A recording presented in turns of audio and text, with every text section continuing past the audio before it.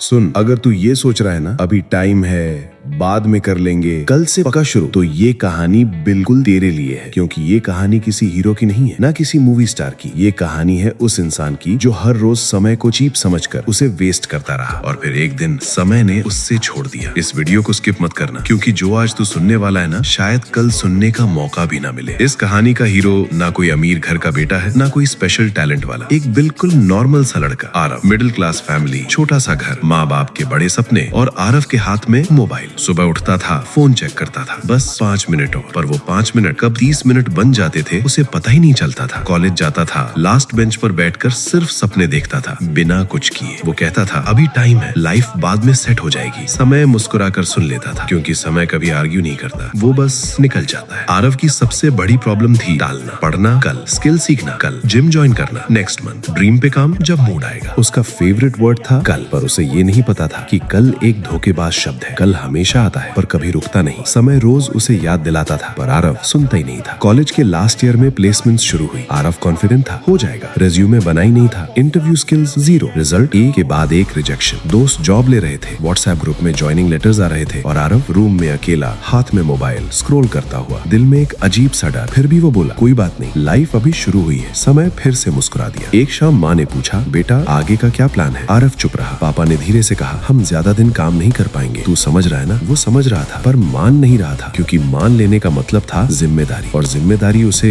Heavy लगती थी। एक दिन आरव के पापा बीमार पड़ गए, हॉस्पिटल बिल्स बढ़ने लगे, सेविंग्स खत्म होने लगी, और तब आरव को पहली बार समझ आया कि टाइम सिर्फ घड़ी नहीं होता, टाइम मौका होता है। पर तब तक बहुत देर हो चुकी थी। रात को नींद नहीं आती थी, फोन हाथ में होता था पर रील्स फनी नहीं लगती थी, मोटिवेशनल वीडियोस देखता था पर सिर्फ देखता था, एक्शन 0। वो खुद से पूछता था मैं पीछे क्यों रह गया, और जवाब हमेशा एक ही होता था, समय की कीमत नहीं समझी। एक दिन आरव पार्क में बैठा था, वही बेंच, वही उदासी। तब उसने देखा एक बुजुर्ग आदमी को जो रोज सुबह 5 बजे जॉगिंग करता था। आज हिम्मत करके आरव ने पूछ ही लिया, अंकल आप इस उम्र में इतनी मेहनत क्यों करते हो? बुजुर्ग मुस्कुराए और बोले, बेटा समय पैसे जैसा होता है, पैसे वापस कमा सकते हो पर बीता हुआ समय कभी नहीं। मैं आज अमीर हूँ पर अपना गुजरा हुआ वक्त खरीद नहीं सकता। आरव चुप था। बुजुर्ग ने आखिरी बात बोली, अगर तू आज सीरियस नहीं हुआ तो कल सिर्फ रिग्रेट करेगा। उस रात आरव ने फोन साइड में रखा, अलार्म लगाया सुबह 5 बजे का, और पहली बार खुद से एक प्रॉमिस किया, अब कल नहीं, अभी सुबह 5 बजे। अलार्म बजा, दिल बोला सो जा, दिमाग बोला बस उठ जा, और वो उठ गया। ये कोई हीरोइक सीन नहीं था, बस एक आदमी अपने फ्यूचर के लिए बेड से उठ रहा था। रोज 2 घंटे स्किल, रोज थोड़ा वर्कआउट, रोज थोड़ा पढ़ना। कुछ दिन कुछ नहीं हुआ, पर आरव रुका नहीं, क्योंकि अब वो जानता था समय उनका साथ देता है जो रोज काम करते हैं। 3 महीने बाद कॉन्फिडेंस आया, resume ready, skill strong, interview दिया। इस बार हाथ नहीं कांप रहे थे। एक शाम फोन बजा, कांग्रेचुलेशंस। आरव की आंखों में आंसू आ गए। ये सिर्फ जॉब नहीं थी, ये समय को रिस्पेक्ट करने का रिजल्ट था। आरव सक्सेसफुल हो गया, पर उसने एक चीज कभी नहीं छोड़ी, समय की इज्जत। वो आज भी सुबह उठता है, आज भी सीखता है, क्योंकि वो जानता है जो समय आज है वही कल का फ्यूचर है। अगर तू ये कहानी सुन रहा है ना, तो शायद ये तेरे लिए ही थी। समय तेरे पास है पर रुकेगा नहीं। आज नहीं तो कब, अभी नहीं तो कब। समय की कीमत समझ ले, क्योंकि जब समय चला जाता है ना, तो बस कहानी रह जाती है। अगर यहाँ तक वीडियो देख ली ना, तो इसका मतलब तू सीरियस है। इसलिए लाइक और चैनल सब्सक्राइब कर ले, क्योंकि यहाँ मोटिवेशन नहीं डायरेक्शन मिलती है। और हाँ, बायो में जो टेलीग्राम लिंक है ना, उसे इग्नोर मत करना, क्योंकि जो चीजें मैं यहाँ बोल नहीं पाता, जो रियल स्ट्रैटेजीज, डेली रिमाइंडर्स और वो बातें जो लोगों को आगे निकाल रही हैं, वो सिर्फ टेलीग्राम पे जाती है।